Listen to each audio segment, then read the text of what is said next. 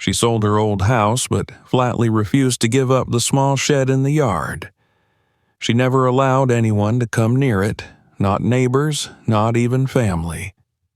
After her death, the new owners went inside for the first time, and what they found there left them speechless. Subscribe to the channel and comment below where you're watching this video from. The old house stood at the edge of the village like a weary sentinel, its windows dimmed by time and its wooden porch sagging under the weight of decades. The neighbors had long since stopped wondering about the woman who lived there. Margaret Whitmore had become something of a legend, a name spoken in lowered voices by those who passed her gate. Children were warned not to cross the gravel path that led to her yard, and even the mailman preferred to slide letters through the fence rather than walk up to the porch. It wasn't that she was cruel, it was that she was absolute. She allowed no one near her home, and even less so near the small, weathered shed that sat beyond the orchard. People had tried to help her once. The local church women brought soup and bread during winter, but she never opened the door. The neighbor across the road, old Mr. Halper, offered to patch her roof when a storm tore through the valley, but she waved him off before he could lift a hammer. When the social worker from the county arrived to check on her welfare, Margaret stood behind the glass with her hand resting on a heavy cane and simply shook her head. The young woman understood and left without a word. From that day on, no one came uninvited again. Behind the main house, half hidden by overgrown apple trees, stood the shed. Its boards were gray and brittle, its tin roof pitted with rust. At night, however, it seemed alive. A faint, rhythmic ticking drifted from within. Steady, patient, never hurried. Some evenings, if the wind was just right, the sound carried all the way to the main road. Those who heard it often spoke later of the strange sensation it gave them. The ticking wasn't chaotic, like a dozen clocks mismatched and clattering against time. It was harmonious, as though every unseen mechanism inside followed a single invisible conductor. The sound began every night at the same hour, just after the sun slipped behind the hills and the crickets fell silent for a breath. The villagers came to call it the heartbeat of the orchard. And Margaret, who had not set foot in the town square for years, guarded that sound with the possessiveness of a mother. Once, a group of teenagers dared each other to look through the shed's cracks. They crept across her lawn under moonlight, their laughter muffled by nervous excitement. One of them, a lanky boy with freckles, managed to press his eye to a narrow gap between the boards. He saw nothing but a golden flicker and rows of metal glinting in the half-dark. But before he could call the others, the shed door shuddered. Margaret's voice cut through the night. Not shouting, not pleading, but filled with such force that it froze them where they stood. "Get away," she said, "not another step." They ran. The next morning, she left a note on the gatepost that simply read, "Never again." No one tested her after that. Those who lived nearby swore that the old woman kept something dangerous there.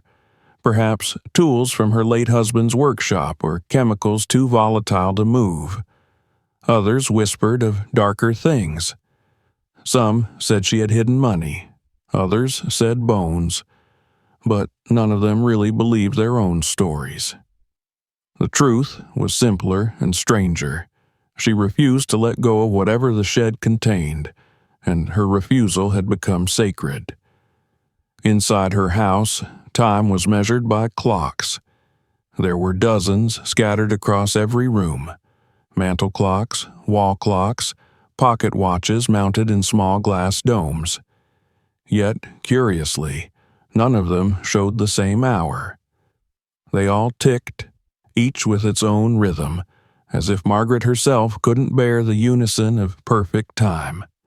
When visitors, rare as they were, remarked on it years ago, she would smile faintly and say, if they all agreed, it would be the end of everything. No one ever asked what she meant. Every evening followed the same ritual. She would light the oil lamp in the kitchen, wind each clock once, and write a single line in a leather notebook kept beside her bed. Then, with the lamp in one hand and her cane in the other, she walked to the back door and gazed toward the orchard.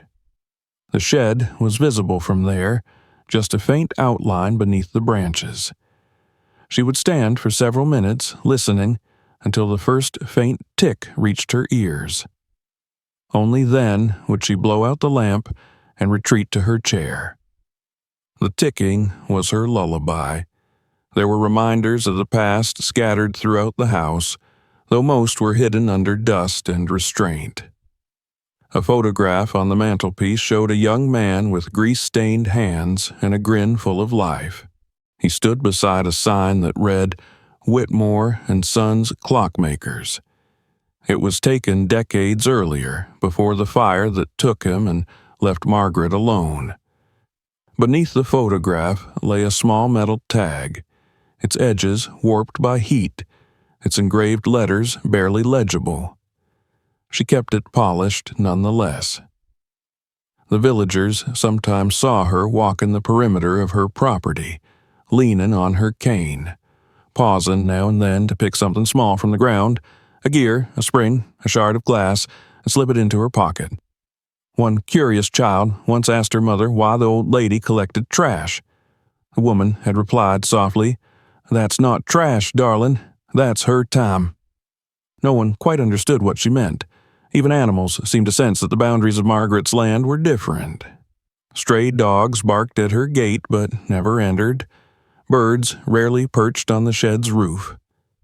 The air inside the orchard felt heavier somehow, denser, as though the ticking drained the sound of wind and replaced it with its own steady pulse.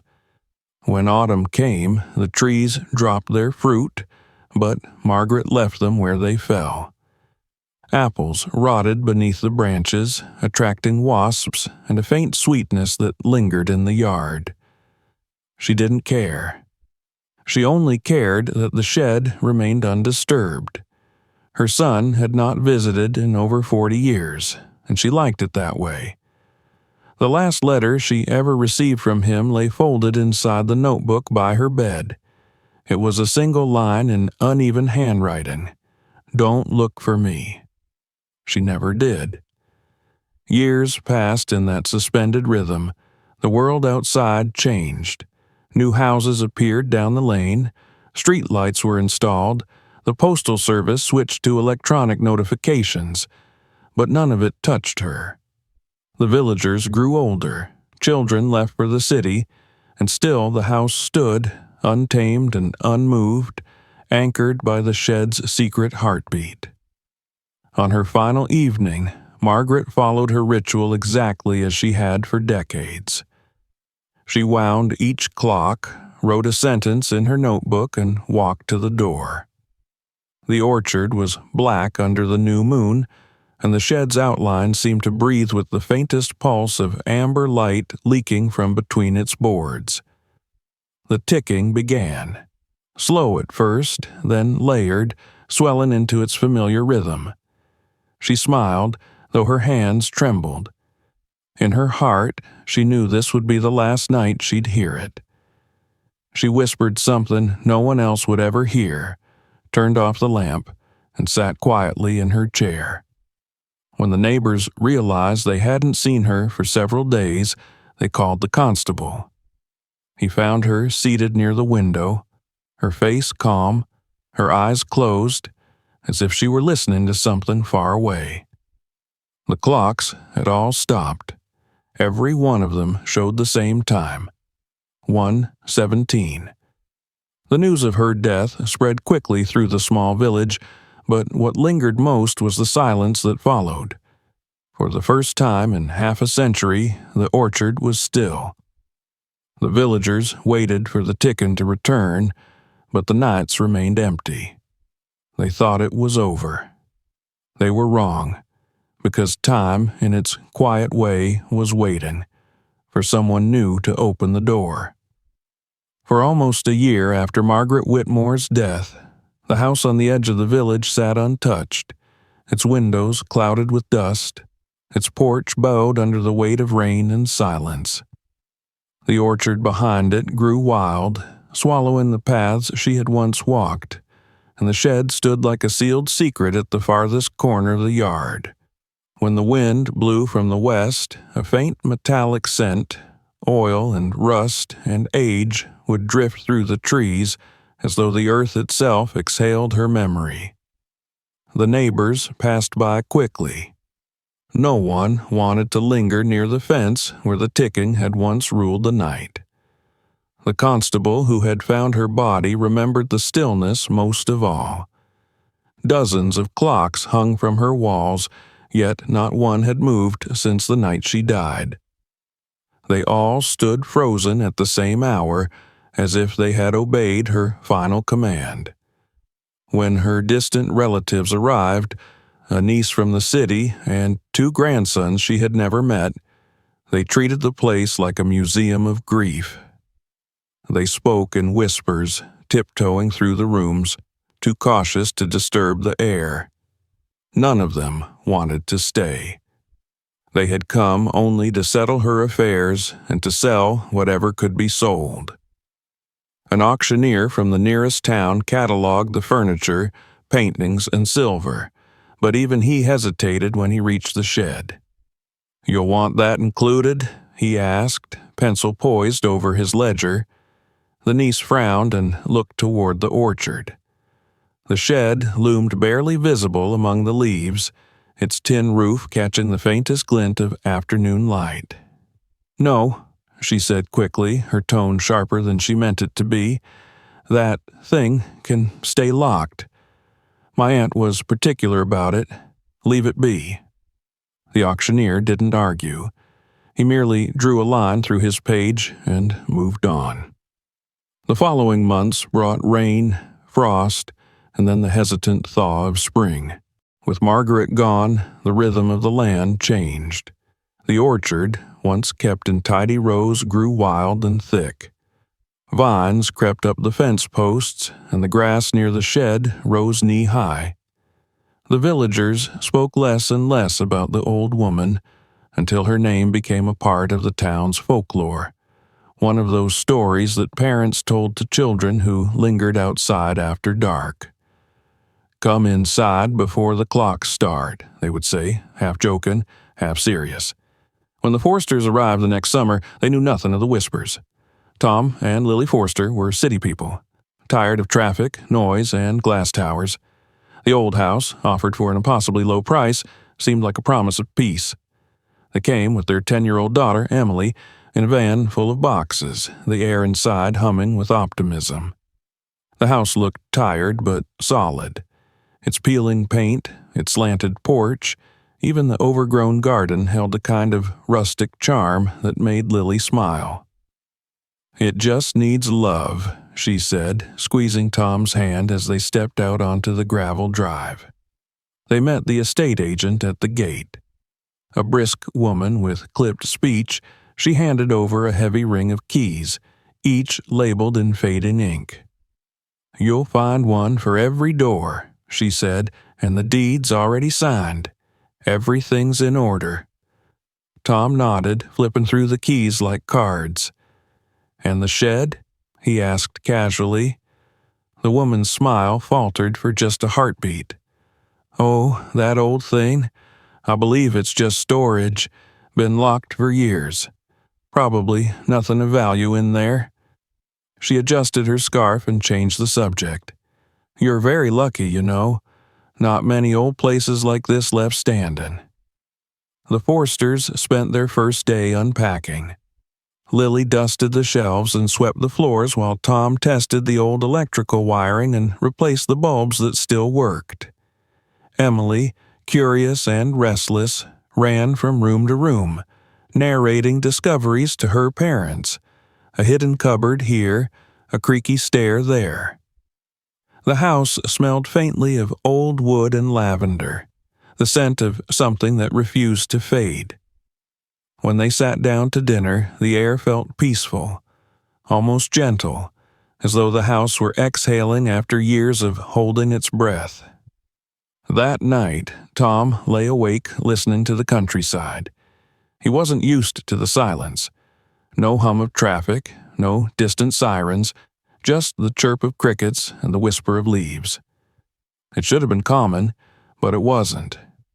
There was something else, faint but distinct, a rhythmic sound just below hearing.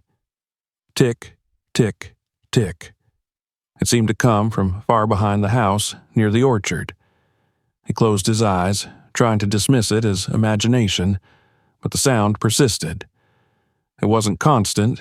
It faded and returned, as if syncing with his heartbeat. He eventually drifted to sleep, convinced it was just an old pipe settling somewhere in the walls. Morning brought sunlight through thin curtains and the sound of birds reclaiming the yard. The ticking was gone. Lily made coffee in the kitchen while Tom walked the perimeter of the property. He followed the narrow path past the apple trees until he reached the shed. It was smaller than he expected, no more than a single room, but solidly built, the boards sealed tight. The lock on the door was ancient, thick with rust. He tugged at it lightly. It didn't budge. The faint smell of oil and burnt metal hung in the air, subtle but strange. He noted it and walked back to the house. Later that afternoon, as they sorted through the papers left by the previous owner, Lily noticed something odd. "Look at this," she said, pointing to the deed. The description of the property listed the house, the orchard, and a barn, but there was no mention of a shed. "Maybe it's too small to matter," she suggested. Tom shrugged, though a small unease crept through him. The omission felt deliberate. As the days passed, they began to settle in. The house had its quirks, a door that refused to close properly, a window that whistled when the wind came from the south, but nothing they couldn't handle. Emily found friends among the neighboring children and spent her afternoons exploring the orchard. She came home one evening with dirt on her knees and a puzzled look on her face. "There's a box behind the shed," she said, "like a little chest with flowers on it, but someone nailed it shut." Lily smiled indulgently. "Don't play near there, sweetheart. You might get hurt." Emily nodded but looked unconvinced. The second week brought rain. The sound of it on the tin roof was comforting at first, a soft patter that filled the empty spaces of the old house. But as night deepened, Tom woke again to that same steady rhythm beneath the rain. Tick, tick, tick. He sat up, heart thudding. It was louder now, unmistakable. He crossed to the window and peered into the darkness. Beyond the blurred outline of trees, a dim glimmer flickered, just for a second, like a match being struck and snuffed out. He rubbed his eyes, but when he looked again, the light was gone. He told Lily about it in the morning, but she dismissed it gently. "Old pipes, old wood. This place probably breathes at night." He smiled at her reasoning, but it didn't sit right. He checked the shed again, circling it this time. There were faint grooves in the dirt, as if something heavy had been dragged from the door to the orchard. He crouched, tracing the marks with his fingers, then straightened quickly, feeling foolish. Old debris, he told himself, nothing more. By the end of the month, they had begun to feel at home. Lily painted the kitchen a soft cream, Tom mowed the grass, and Emily hung drawings on her bedroom walls. Yet the nights remained uneasy. Some were silent, others filled with that faint, impossible ticking. Once, around midnight, the sound changed. It became layered, as though more than one source pulsed at once, like a chorus of unseen clocks tuning themselves to a secret rhythm. It lasted for exactly 34 minutes and then stopped. Tom wrote down the time without knowing why. It was 1:17. The next morning, he mentioned it to the mailman, an older man who had delivered letters in the area for 30 years. The man paled slightly at the mention of the hour. "She kept that time," he muttered. "Always did, never changed her clocks." When Tom asked who he meant, the mailman only said, "The woman before you, the one who built that shed. She's been gone a while now. Don't go prying into her business." He tipped his hat and walked away. Lily laughed when Tom repeated the conversation. "You're letting country tales get to you," she said. "Every village has its ghosts." But that night, when the ticking returned louder than ever, she found herself sitting up too, her eyes fixed on the ceiling, counting each beat. When it stopped, the house felt emptier than before. Summer turned to early autumn, the orchard gave its last apples, and the days shortened. The shed remained locked, indifferent to the family living around it. Yet, with each passing night, Tom felt the presence of that silent space growing stronger, like a question waiting to be asked. He could ignore it no longer. On the final Sunday of September, he stood in the backyard at dusk, the air cool and still. The trees swayed gently, and the shed seemed to stare back at him. "It's just a building," he whispered. But even as he said it, he felt the absurdity of the words. The lock gleamed faintly in the fading light, untouched for decades, its key long vanished. Behind the door, time was waiting, ticking softly, patiently, as it always had, waiting for the next pair of hands to wind it once more. The first frost came earlier than expected that year, laying a thin veil of silver over the orchard and turning the shed into a dark, silent monolith under the pale moonlight. The air grew crisp, sharp enough to make every sound travel farther, every whisper linger a little longer than it should. The Forsters had now lived in the old house for several months, long enough for it to feel familiar by day, but at night the place still belonged to someone else. The ticking, once faint and irregular, had grown stronger. It came not every night, but often enough that it became part of their rhythm, like a ghostly metronome marking time no one could quite keep up with. It always began just after midnight. Sometimes Tom would already be awake when it started, as if his body had learned to expect it. Other nights, the sound would pull him from sleep like an unseen hand tapping on his shoulder. Tick, tick, tick. The rhythm was deliberate, not random, and always distant, coming from behind the orchard, through the window pane, through the very marrow of the walls. On calm nights, it was soft, almost shy. On windy ones, it rose like a warning, blending with the rustle of branches until he couldn't tell where one ended and the other began. He tried to ignore it at first. He told himself it was nothing more than an old clock mechanism, perhaps something buried under the shed, left behind by the previous owner. Yet, the longer he listened, the less that explanation satisfied him. There was something alive in that sound, something that felt deliberate and personal. When he mentioned it to Lily, she nodded patiently, as though humoring a child's fear. "Old wood," she said again, though she didn't meet his eyes. "You'll get used to it." But Lily hadn't been sleeping either. She heard it too, sometimes faintly, sometimes clear as rain.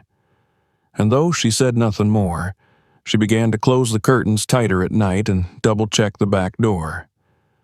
Emily, their daughter, seemed strangely unbothered by it.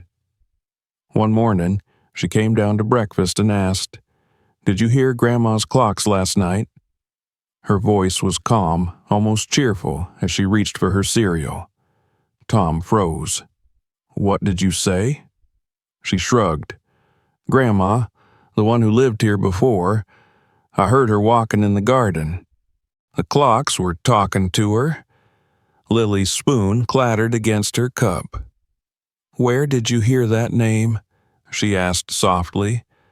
No one said she was a grandmother. Emily just smiled and said she didn't know. That night, neither Tom nor Lily slept at all. They lay awake, listening, waiting, and right on cue, the ticking began, slow, even, like a breath. Tom rose quietly, wrapped himself in his coat, and went to the back window. The moon hung low, silvering the orchard in soft light. For a long moment, there was nothing but trees and frost. Then he saw movement, a flicker of shadow at the far end of the garden. It wasn't distinct, just a shape gliding between the trees, pale against the dark. He leaned closer, heart thudding, but before he could focus, it was gone. The next morning, he walked the orchard, tracing the narrow path that led to the shed. The ground was cold and brittle beneath his boots. Near the door, he found footprints. Not his, not Lily's. They were smaller, lighter, but too large for Emily. The impressions were shallow but fresh, as though someone had been standing there for a long time. He crouched to study them, but the wind erased their edges before he could be sure. When he told Lily, she grew pale and suggested calling the police. But he hesitated. What could he possibly say? That ghosts were leaving tracks in his yard? That the dead woman's clocks were still running beneath the ground? That afternoon, Tom went into town. He visited the small grocery and, after buying some tools and nails, mentioned casually that he had bought the Whitmore property. The shopkeeper's eyes flickered with recognition. Ah, he said slowly, Margaret's place. He lowered his voice. You'll want to keep clear of that shed, friend. She never let anyone near it, not even her own kin. Tom forced a laugh. I heard she was eccentric. The man's expression didn't change. Eccentric, sure, but I remember when the constable found her. Whole house full of clocks, they say. Not one ticking. Every single one stopped at the same time. He paused, then added almost reluctantly, people say she could make them tick again when she wanted, that she could start time and stop it just by listening. Tom thanked him and left, but the words followed him all the way home. That evening, as he stepped out of his car, he thought he heard the faint click of metal behind him. The sound came from the direction of the shed. He turned sharply, flashlight in hand, but the yard was empty. The shed stood still, its padlock glinting like a blind eye. He walked toward it, half angry, half afraid, and placed his hand on the cold iron clasp. It was locked, as always. He tried to shake the door. It groaned but held firm. From inside there was silence, perfect and absolute. He exhaled, his breath fogging in the air, and turned to leave. That was when he heard it. Not the ticking this time, but a faint, measured hum, deep and low, like a machine gathering itself for motion. It lasted no more than 2 seconds, but it was enough to make him step back. Then it stopped, leaving only his heartbeat pounding in his ears. For the next few nights, he tried to record the sound. He set his phone by the window, facing the orchard, and pressed record before bed.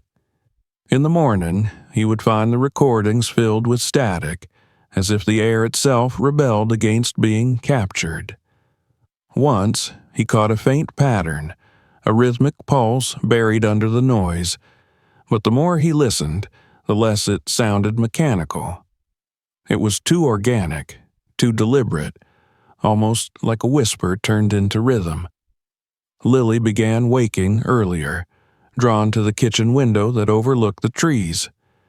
She rarely said anything now, but her face had grown pale, her eyes hollow with sleeplessness. "We need to go," she said one morning. Just for a while. Maybe to my sister's. Tom agreed out loud, but knew he wouldn't leave. He couldn't. The mystery of the shed had gripped him too tightly. It wasn't fear anymore. It was fascination, a terrible curiosity that felt stronger than common sense. The villagers noticed, of course.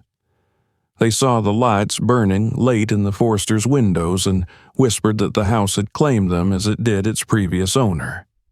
One evening, old Mr. Halper stopped by to deliver a basket of apples. As Tom thanked him, the old man's eyes drifted toward the orchard. "You keep the door locked, I hope," he said. "She didn't like it opened." Tom asked what he meant, and the man replied, "Margaret.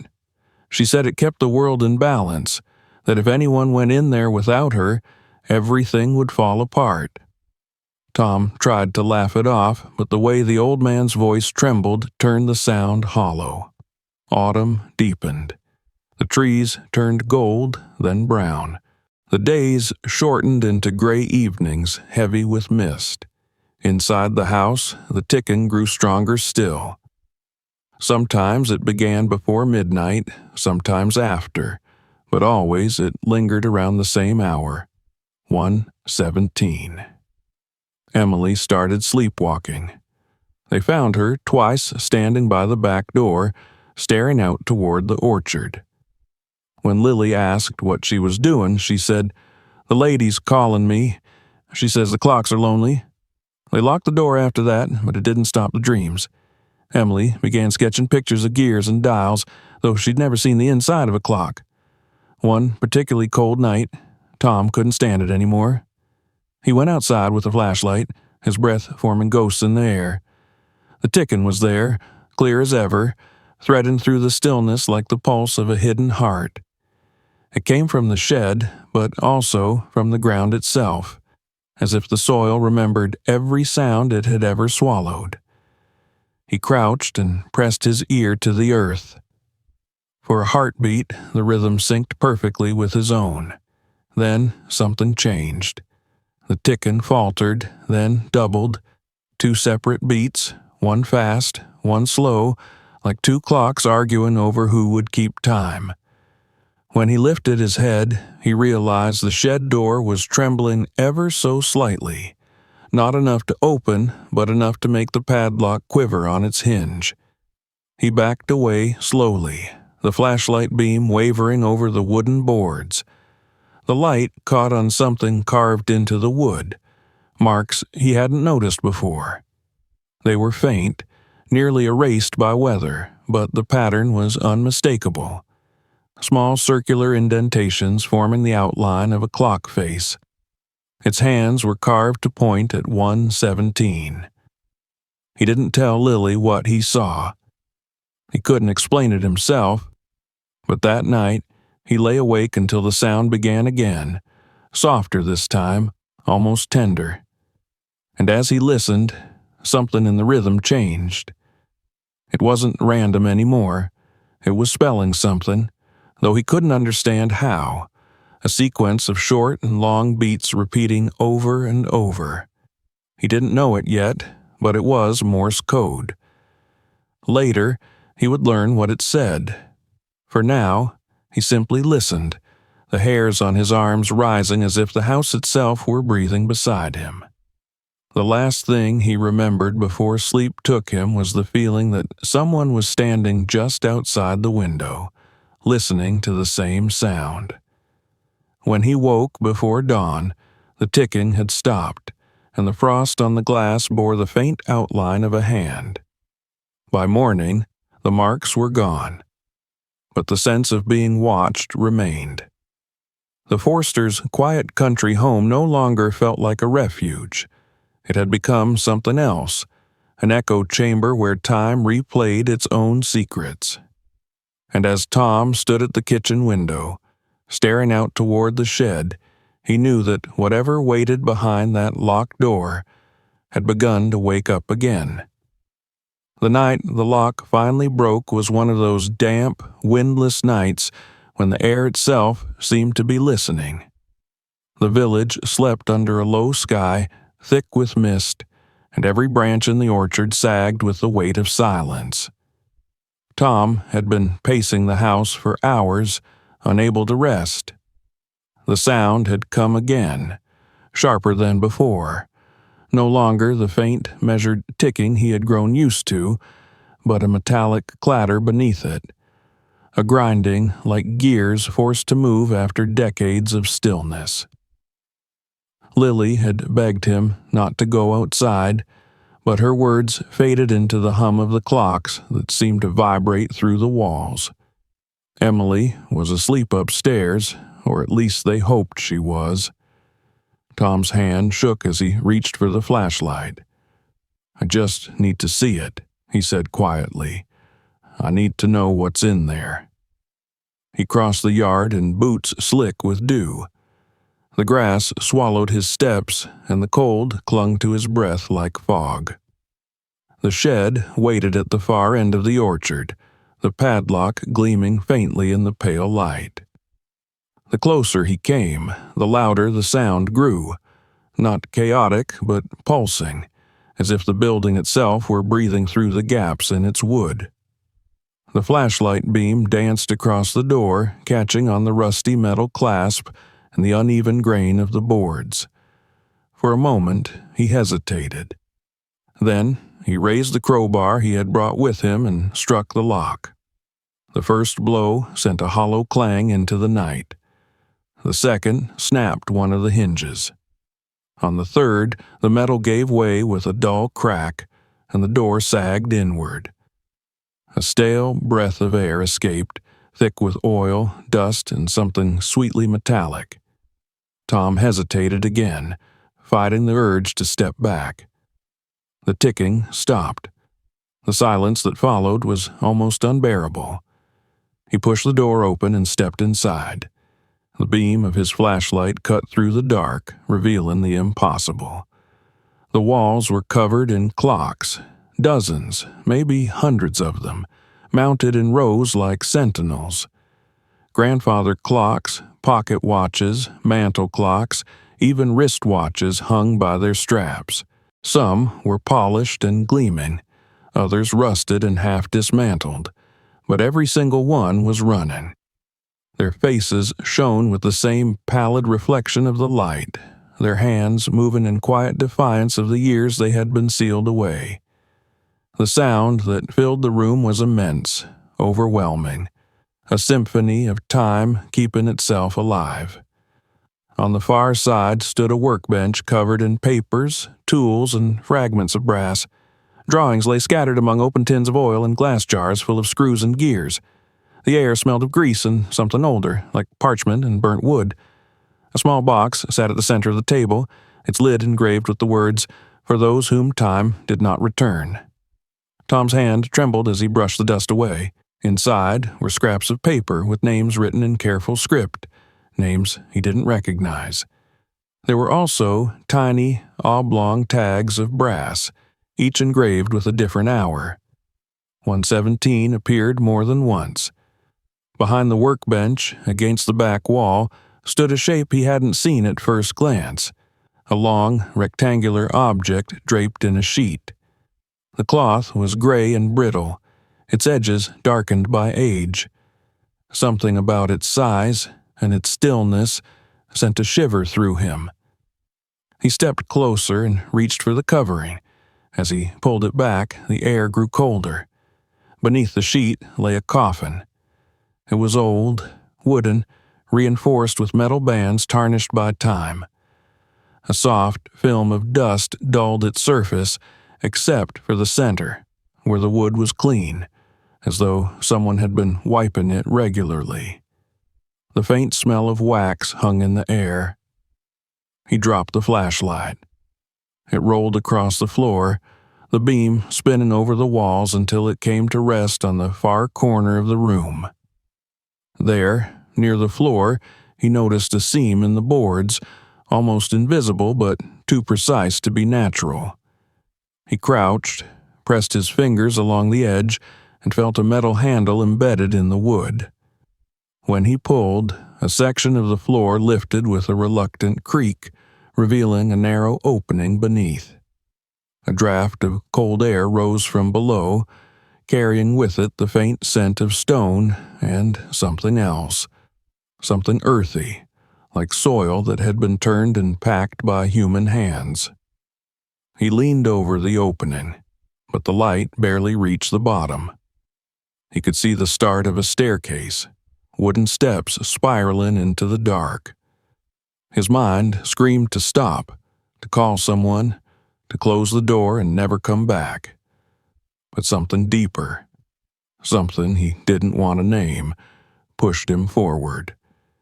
He descended slowly, his hand brushing the damp wall for balance.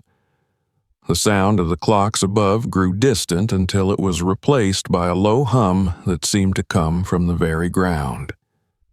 When his feet touched the basement floor, the light finally revealed what lay below.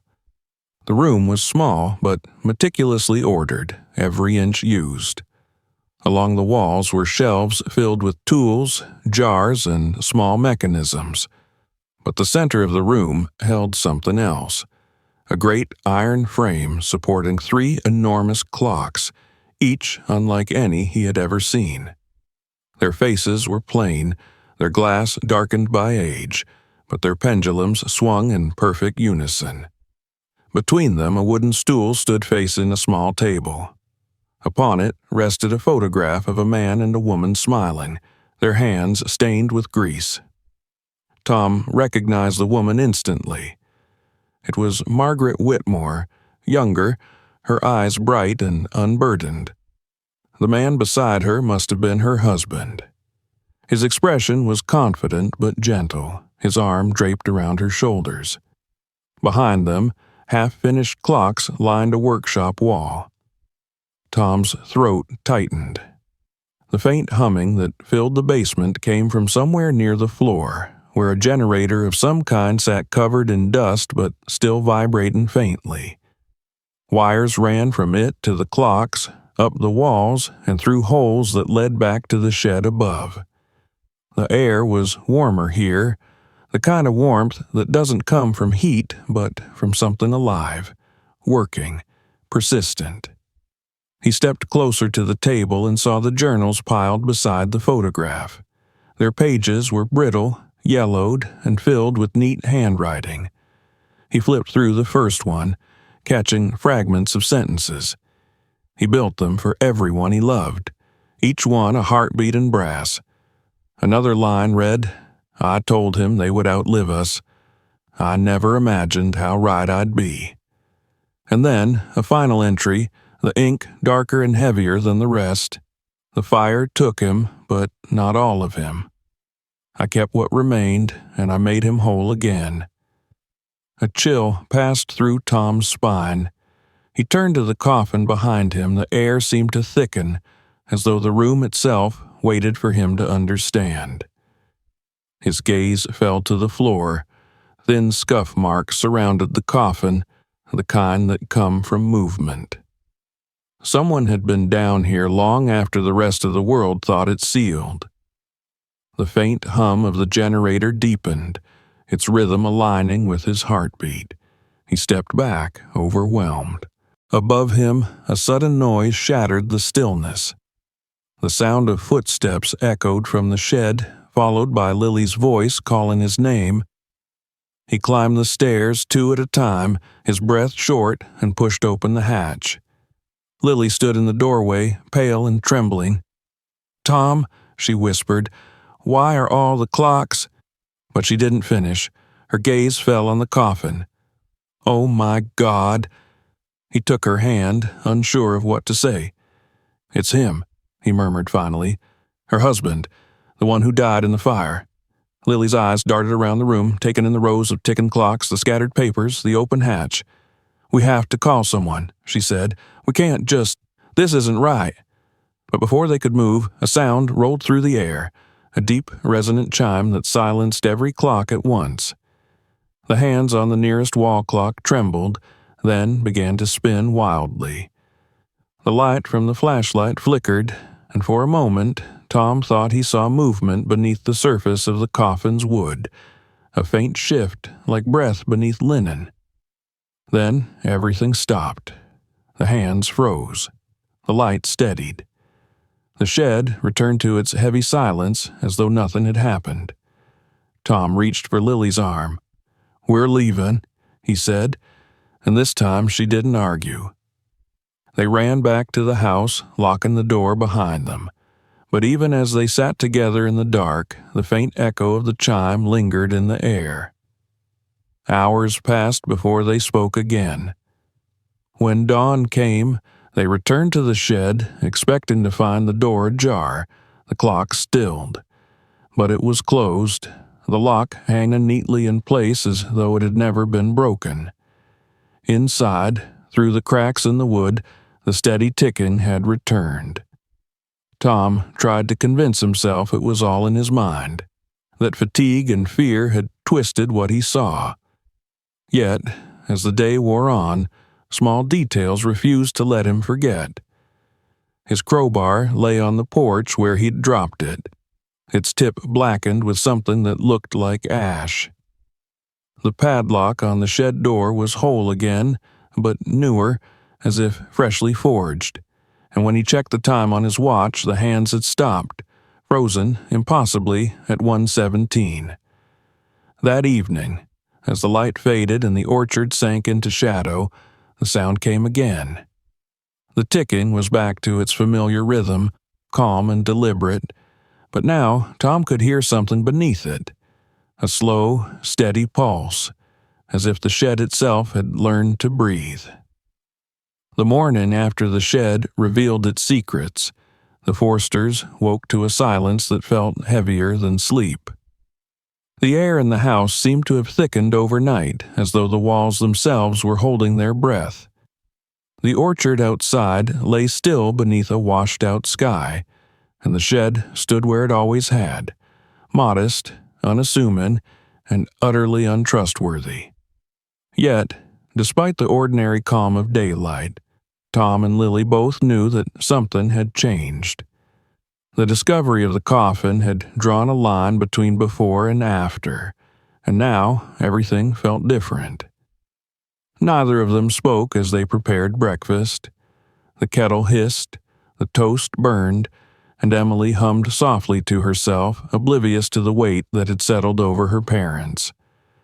Tom tried to focus on the ordinary: coffee, sunlight, the faint smell of apples, but his mind kept returning to the dim room below the shed, to the photograph of Margaret and her husband, to the words scrawled in that brittle old journal. The fire took him, but not all of him. I kept what remained, and I made him whole again. He hadn't told Lily everything. He hadn't told her that the coffin hadn't been sealed properly. He hadn't told her that the hinges had been oiled recently, that the dust around it had been disturbed. There had been fingerprints, too, thin, fragile marks on the wooden surface, as though someone had touched it with shaking hands not long ago, and the thought that Margaret, the old woman buried nearly a year ago, might have been down there tending to that coffin until her final days filled him with an unease he could neither name nor shake. After breakfast, Lily tried to call the authorities. She got as far as explaining that there was a coffin in their shed before her voice faltered. The man on the other end, polite but impatient, told her that if the deceased had been properly buried, any discovery on private land would need to be reported to the county clerk first. Could be historical remains, he said, sounding more bored than curious. File a notice and someone will come by in a few weeks. Lily hung up without replying. She sat at the kitchen table for a long time, staring at her hands. That night, they decided not to talk about it at all. The clocks began their ritual ticking again around midnight, slow and steady, and the sound crept into their dreams. In his sleep, Tom saw fire. Bright, hungry flames devouring wood and metal, the air filled with the crackle of things breaking apart. He saw a man in the middle of it, trying to save something. Perhaps the clocks, perhaps the workshop itself.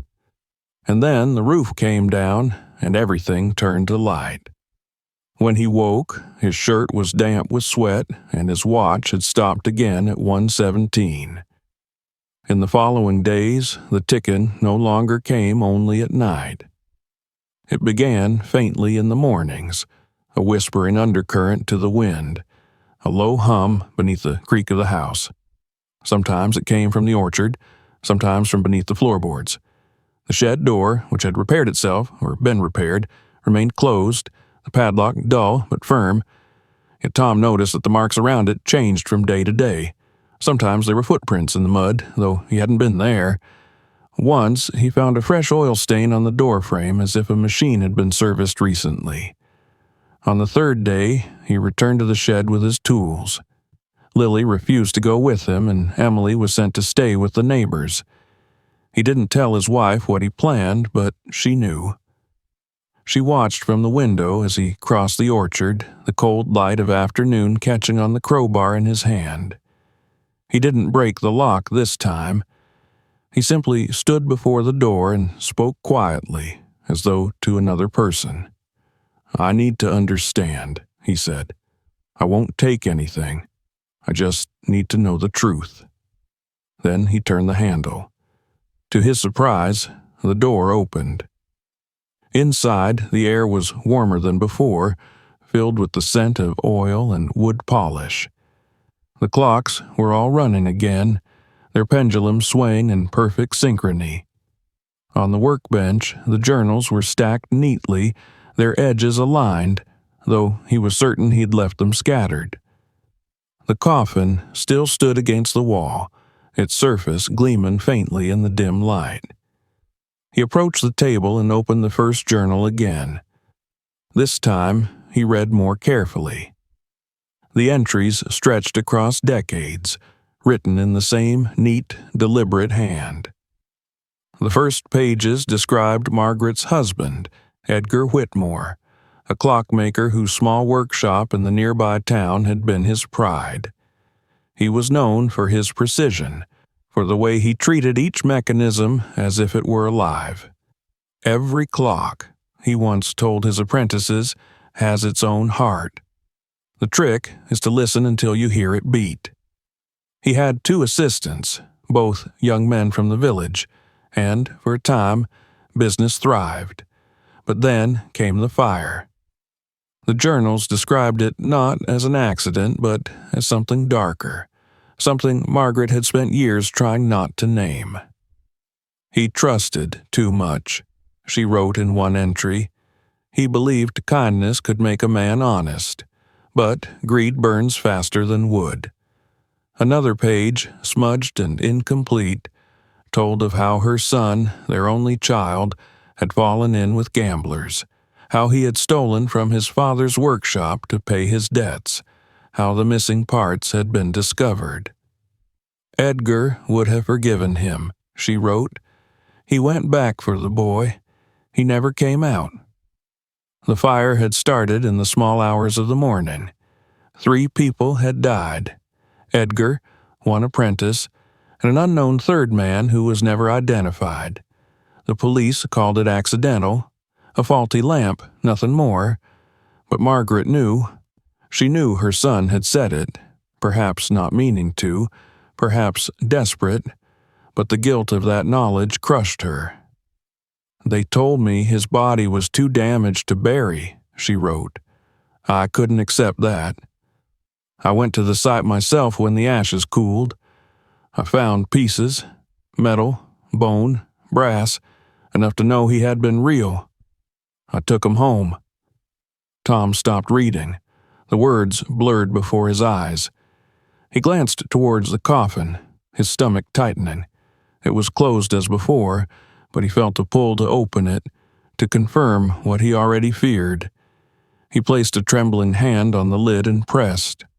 The wood was smooth, recently oiled. Beneath his palm, he thought he felt the faintest vibration, like the hum of a machine. He stepped back quickly, heart hammering. In the journal's later pages, Margaret wrote of how she began to build. "If time could take him," she wrote, "then I would make time give him back." She used the remains of his workshop, the burnt gears, the melted springs, the fragments of tools, and began crafting clocks unlike any other. Each one was a memorial, a promise to the dead.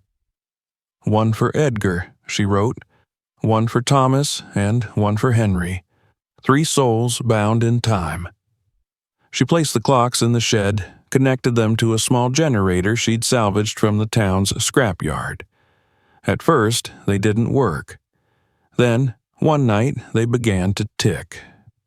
She didn't know why. She only knew that when they did, she felt him near her again. "He speaks through them," she wrote. "His hands, his breath, his pulse, they live in the rhythm." Tom closed the book, his hands shaking. He understood now what the shed had become. It wasn't a workshop anymore. It was a tomb built from guilt and devotion. Margaret had turned it into a reliquary of her husband's memory, a place where love and sin had fused into something mechanical and eternal. But there was still one thing he couldn't explain: the third body, the unknown man. The newspapers had called him the Stranger. But in one of the last entries, written in a trembling hand, Margaret confessed the truth. "The third was my son," she wrote. "He returned that night. I buried him with his father. I could not let the world judge him.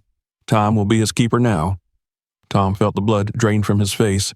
He looked again at the coffin and imagined the impossible weight of what lay inside: the husband, the son, the fire, all sealed together in one final act of penance.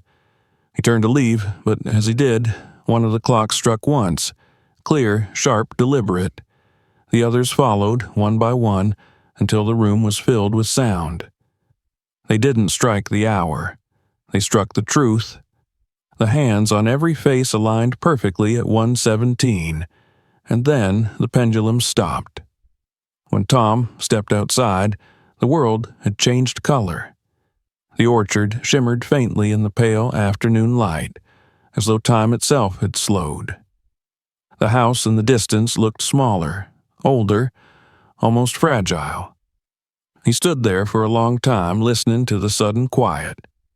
When Lily came running from the house, calling his name, he couldn't speak. He simply pointed back toward the shed. "It's all of them," he whispered. "They're all in there." That night, the clocks began again. Not loud, not insistent, but soft, like a heartbeat under the floor.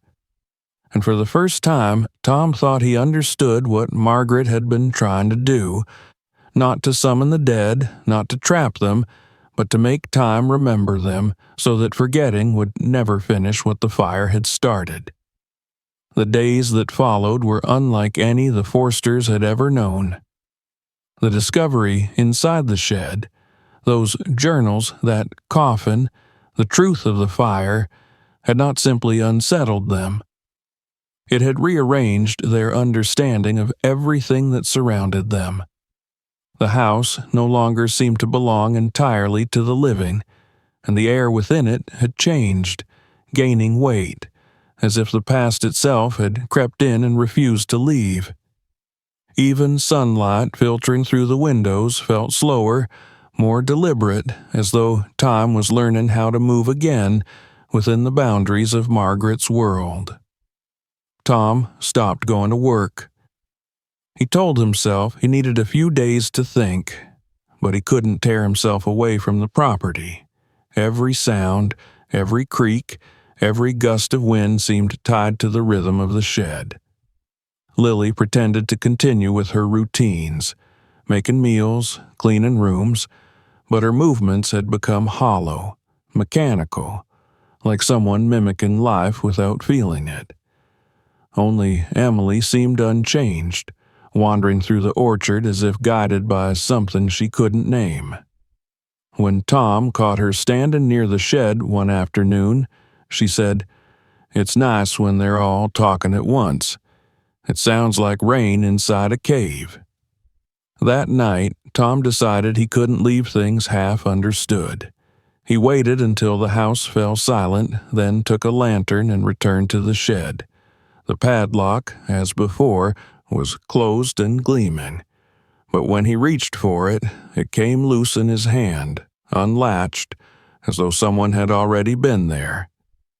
The door swung open with a sigh, and the warm, oily air inside embraced him like an old friend.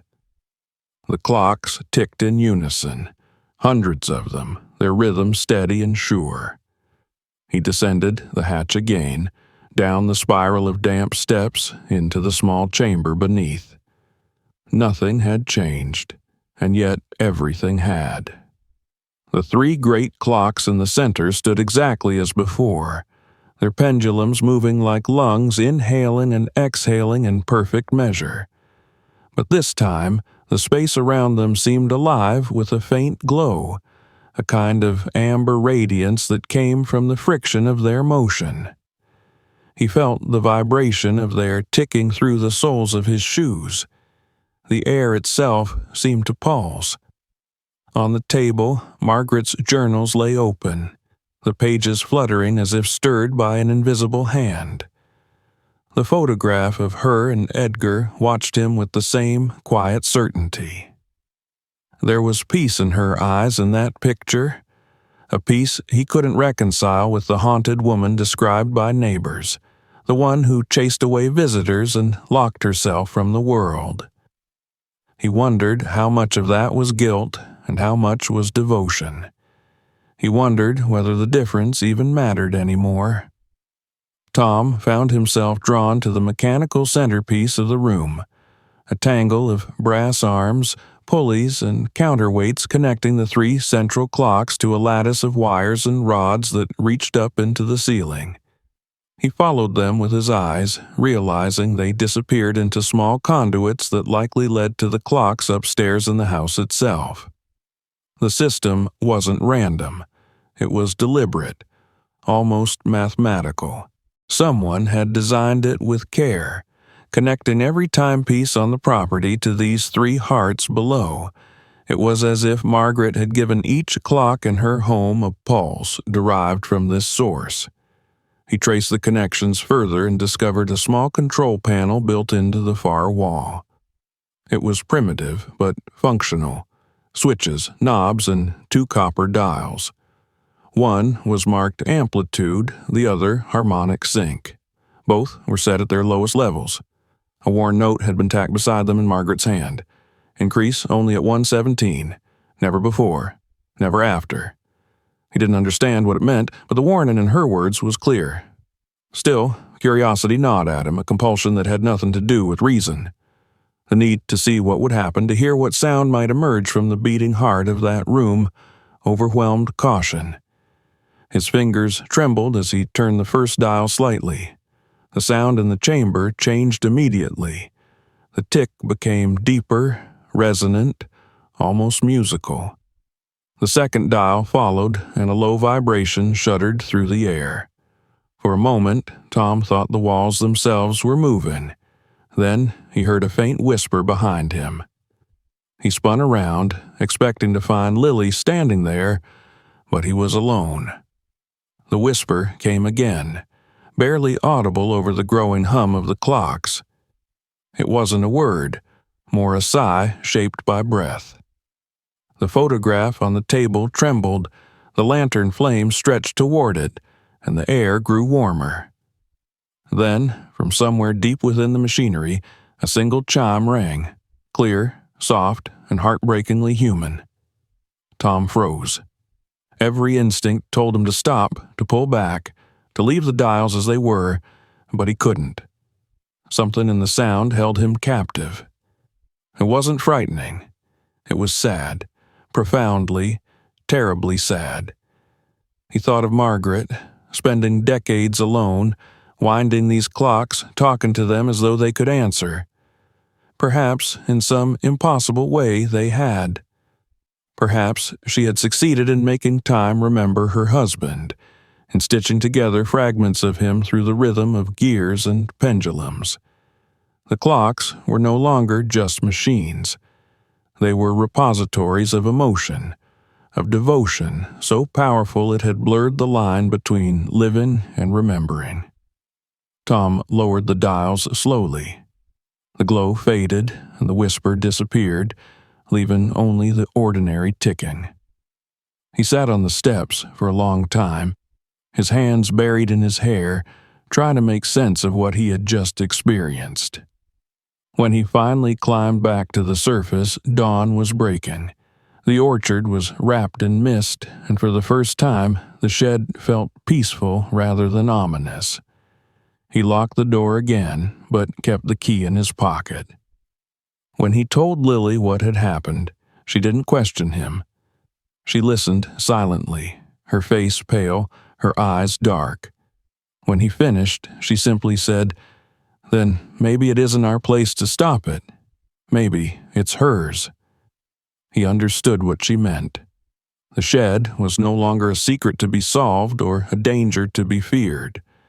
It was a monument, a system of memory that belonged to someone who had refused to let love die. In the days that followed, Tom began to care for the clocks. He oiled the hinges, wiped the dust, and checked the pendulums. He didn't know why he did it. It felt instinctive, like continuing someone else's ritual. Lily joined him sometimes, standing quietly in the doorway, her expression softer now, her fear replaced by reverence. The ticking, once unbearable, became comforting, a rhythm that grounded their days. Even Emily seemed calmer. She spent long afternoons drawing pictures of clocks and people holding hands, filling pages with looping gears and hearts that looked like cogs. Then, one afternoon, Tom found a small metal plaque hidden behind one of the wall clocks. It was engraved with names, dozens of them. Some he recognized from the journals, others from the gravestones in the village cemetery. Next to each name was a date, and next to each date, a small carved symbol resembling a clock hand. At the bottom of the plaque, in faint letters, was the inscription, "They all keep time here." That evening, as the sun dipped low and shadows stretched across the orchard, Tom returned to the shed. He unlocked the door, stepped inside, and stood listening. The clocks greeted him like a chorus, their beats weaving into a single, steady rhythm. He realized then that they weren't just memorials to Margaret's husband and son. Each one was dedicated to someone else who had died in the village, friends, neighbors, people whose passing she had marked in silence.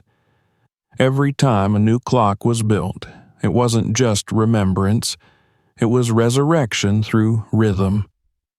He understood now why she had guarded the place so fiercely. The shed was her chapel, the clocks her congregation. She had given each soul a sound to live by. When the hour came, that night, 1:17, Tom and Lily were both awake, sitting by the window. They heard the chime roll through the orchard like a breath drawn from another world. It wasn't loud, but it filled every corner of the house. Then, as always, silence followed. But the next night, the rhythm changed. The ticking quickened for a few moments before settling back into pace. It felt almost like excitement.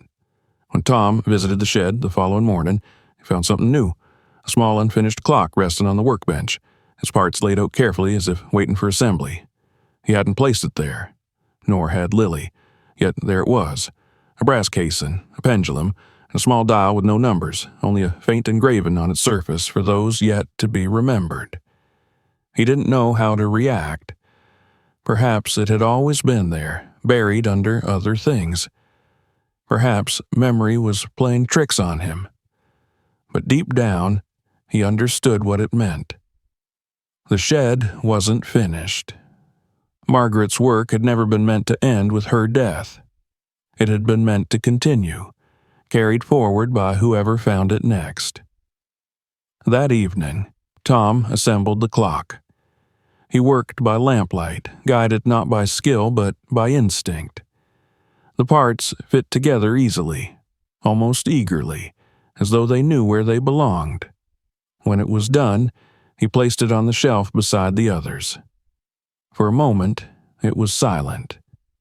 Then it began to tick, softly at first, then stronger, until it joined the collective heartbeat of the room.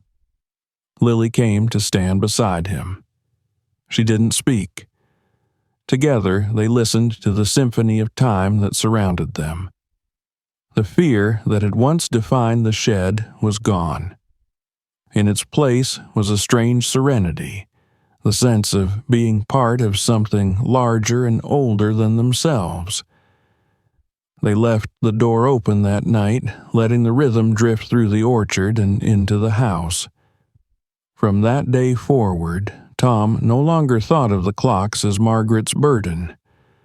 They were her gift, her way of ensuring that time itself could remember the dead, not as names carved in stone, but as sounds that could still move the air. Each night at 1:17, when the great chime resonated through the walls, he imagined her there, sitting at her workbench, winding the pendulums with steady hands, whispering to those she had loved. And as the months passed, the Forsters no longer felt like strangers in the house. They had become its keepers, caretakers of the rhythm that bridged life and memory. Even Emily seemed to understand. Sometimes she would stop what she was doing and tilt her head, smiling softly, as if listening to someone only she could hear. The shed stood quiet by day, alive by night. And though Tom never again touched the dials on the panel, he knew that if he ever did, if he ever increased the amplitude at 1:17, the clocks might speak once more, not with words, but with the pulse of every soul that time refused to erase. Winter arrived quietly that year, settling over the village in a muted hush that softened everything but the sound of the clocks. Snow covered the orchard like a white shroud, yet from the shed came that steady, patient rhythm, untouched by cold or wind. The Forsters had grown accustomed to it by now. The ticking had become part of their lives, as ordinary as breath. And yet, beneath the comfort it offered, there was something else. A quiet reverence, a sense that they were living inside someone else's unfinished prayer. Tom often thought about Margaret when he wound the clocks each week. He imagined her sitting in this same chair by the workbench, her hands wrinkled but sure, the glow of the oil lamp turning her face golden.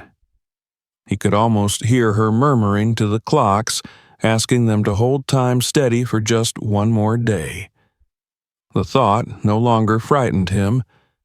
It humbled him. There was a purity to her obsession that he had come to understand. She hadn't built these machines to defy death. She had built them to make peace with it, to give loss a language that could continue speaking after her own voice had faded. Lily had stopped suggesting they sell the house. She seemed calmer now, moving through her days with a sense of quiet purpose. She had taken to tending the orchard, pruning the branches Margaret had once ignored. "Everything here deserves care," she said once, brushing snow from a branch heavy with frost. "Even the things that can't grow anymore."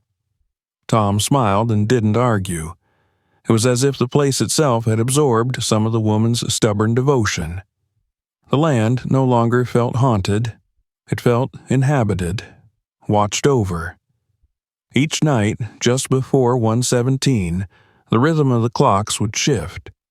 The air seemed to hold its breath. Then the great chime would roll softly through the orchard, reaching every corner of the house. The sound was gentle now, neither mournful nor eerie, but steady and certain, a heartbeat of brass and wood that tied past to present. Sometimes Tom would wake to find Emily standing at her window, watching the shed from her room. She never looked afraid. Once, when he asked what she saw, she said, "They're just talking, Daddy. They talk to each other when it's quiet." As the snow deepened, word of the clock spread through the village. Neighbors stopped by to ask if it was true that they all still worked, that the shed lit up at night. Tom never invited them inside, but he didn't deny it. He told them the truth as he understood it, that the clocks were built in memory of the dead, that their maker had believed time itself could remember what people forgot. Most nodded politely, though a few crossed themselves and muttered about restless spirits. But when the next chime sounded across the valley, even the skeptics fell silent, listening. It was early spring when the first real thaw came. Meltwater trickled down the path to the shed, and the air grew rich with the scent of wet soil. That evening, Tom unlocked the door and stepped inside, feeling the warmth of the place wrap around him like an embrace. The light through the small window fell across the workbench where the unfinished clock had once stood. Now a new one sat there, gleaming. He didn't remember building it. Lily swore she hadn't either, yet it was unmistakably theirs. The brass casing shined differently, the pendulum weight engraved with a tiny apple tree, the same kind that grew in their orchard. It was the first clock that felt like it belonged not to Margaret, but to them. He wound it carefully and placed it on a shelf beside the others. The sound it made was softer, almost shy, as though learning to find its voice among the choir. That night, when the chime came, it was fuller than before. It carried not only the echo of memory, but the pulse of continuation. Tom realized then that the shed was no longer just a shrine to the past. It had become something alive again, something growing. Time had accepted them. From then on, the rhythm of their lives followed the clocks. Once a week, Tom visited the shed to wind them. Lily tended the orchard, planting flowers at the shed's entrance each spring. Emily grew older, and when she began to study mechanics at school, her teachers said she had an uncanny ear for rhythm and precision. She smiled and said she had learned it from her grandmother, though they all knew she had never met one. The house became a place of gentle routine, where the past and present coexisted without friction. Years passed, and the Forsters aged with the seasons.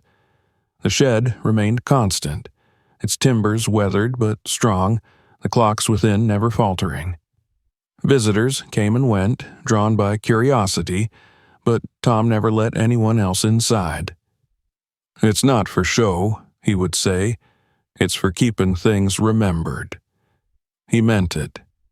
Every spring, the flowers bloomed brighter near the shed's door, as though nourished by the ticking beneath the soil.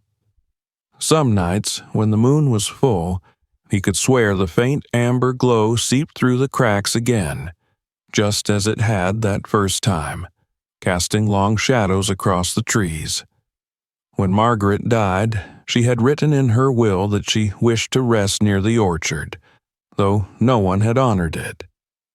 Her ashes had been scattered elsewhere, the house sold without ceremony. But one morning, many years later, long after Tom's hair had turned gray, a letter arrived from the county clerk's office. It contained a single page discovered among old legal records, a note written in Margaret's own hand, never delivered. It read, "If there is anyone left who hears them, promise me only this: do not let them stop, for when they do, all that we were will vanish into silence." Tom framed the note and hung it above the workbench. That night, as the clocks struck 1:17, he whispered the words aloud. The shed seemed to listen. For a moment, he thought he heard another voice, old, tired but content, answering his own. He smiled, certain it was imagination, but comforted all the same. When Tom's time finally came, years later, Lily carried out his wishes exactly as he had written them. His ashes were placed in a small urn beside the workbench, next to Margaret's photograph and the first clock he had ever wound. The shed was locked again, but only gently, as one closes a door not to seal it, but to keep it safe. Emily inherited the house. She was no longer the curious child who had once drawn clocks in her notebooks, but a woman who understood the value of remembrance. She unlocked the shed one morning and stood inside for a long while, listening. The air was thick with the scent of oil and wood, and the clocks greeted her with their steady, familiar rhythm. She touched the nearest one, smiling as it answered her fingers with a faint vibration, a heartbeat caught in metal. "Hello," she said softly. "I'm still here." She spent that day cleaning and polishing, just as her father once had. She didn't need to read the journals to know the story. It lived in the sound that filled the room. By nightfall, the shed glowed faintly again, the amber light flickering against the window. The chime came, as it always had, but this time it carried a new note. Clear, bright, young. The clocks, it seemed, had accepted another keeper. The villagers soon noticed the change. Some claimed that the chime now sounded sweeter, less like morning and more like a song. Others said it was imagination, that the sound hadn't changed at all, only the ones who listened. But those who stood close to the orchard at night swore they could hear something beyond the ticking, a murmur of voices woven through the rhythm, not sorrowful, not joyful, but eternal. In the years that followed, the house became known quietly as the keeper's home. No one dared disturb it. Travelers passing through the valley sometimes stopped to hear the chime at night, unaware of the story behind it, unaware that within those walls, time itself was not a straight line, but a circle, where love, loss, and remembrance flowed endlessly into one another.